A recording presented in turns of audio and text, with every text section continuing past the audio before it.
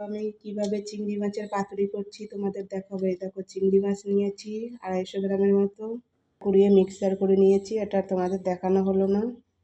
চিংড়ি মাছের ভিতর নারকেলটা ঢেলে নিলাম। এই দেখো নুন দিলাম পরিমাণ মতো, হলুদের গুঁড়ো দিলাম পরিমাণ মতো, দেখো লঙ্কার গুঁড়ো দিলাম। এটা বেশি লঙ্কার গুঁড়ো লাগে না, অল্প করেই লাগে। 1 চামচি মতো চিনি দিলাম। একটু চিনি দিলে মিষ্টি মিষ্টি লাগে, খুব ভালো লাগে খেতে। এই দেখো তেল দিচ্ছি, তেলটা একটু বেশিই দিতে হবে। তেলটা দিয়ে ভালো করে মাখিয়ে নেব।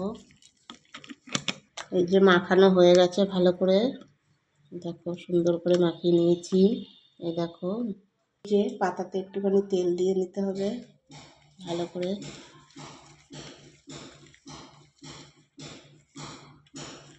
পাতাটাকে ধুয়ে নিতে হবে পরিষ্কার করে, তারপরে আমি দিয়ে দেবো, সুন্দর করে সাজিয়ে দেবো।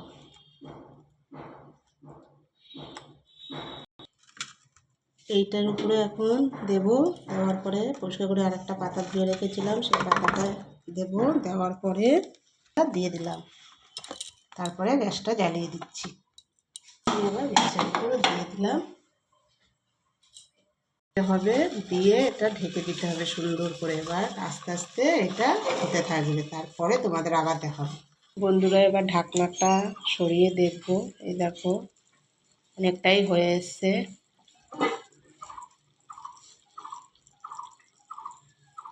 এখনো দাগ লাগেনি নিচটায়, আর একটু হবে। হ্যালো বন্ধুরা, এখন দেখবো যে তরকারিটা হয়ে যাচ্ছে নাকি। চিংড়ি মাছ পাতুরিটা নামিয়ে নেব, ভুল করে তরকারি বলে দিয়েছিলাম। এই দেখো অন্য একটা থালাতে নামিয়ে নেব, যেহেতু ওই নিচটা হয়ে গেছে তাই নামিয়ে নিলাম। এবার উল্টে দেবো।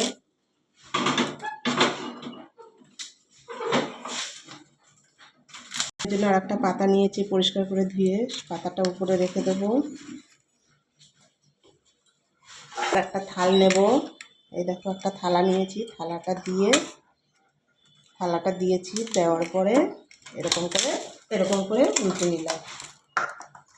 এই দেখো